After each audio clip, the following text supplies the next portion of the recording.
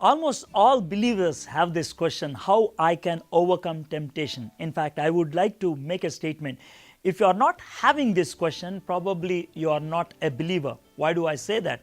Just imagine you have a small kid in your home and he's not eating food. What do? You take him to a doctor and he will say, sir, this fellow is not feeling good because he's not able to take food. He's not having hunger.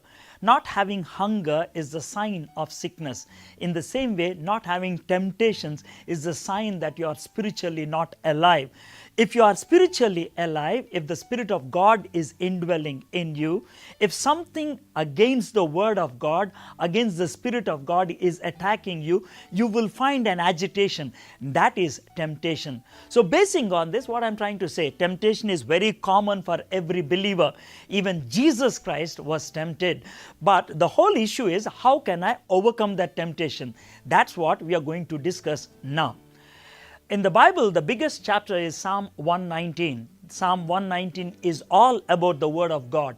In that, there is one verse which really helps in this situation. It says like this, I have hidden your word in my heart so that I might not sin. What does it say? If the Word of God is inside us, we can overcome temptation.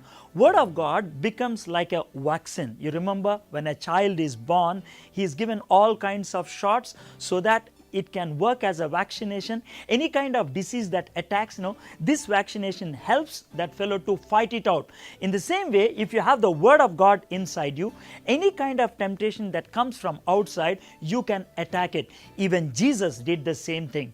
When Lucifer comes to him with any kind of temptation, Jesus was always using the Word of God to overcome that temptation. So you must have the Word of God inside you to overcome the temptation. Martin Luther gives a very funny illustration. He said like this, I cannot stop birds from flying over my head, but I can definitely stop them from building a nest on my head. What does he mean? Temptations do come, but what I can stop, I will not indulge in thinking about that temptation where the temptation finally bears fruit, that means lays egg, and it will become sin. I will do that only by the help of the Word of God.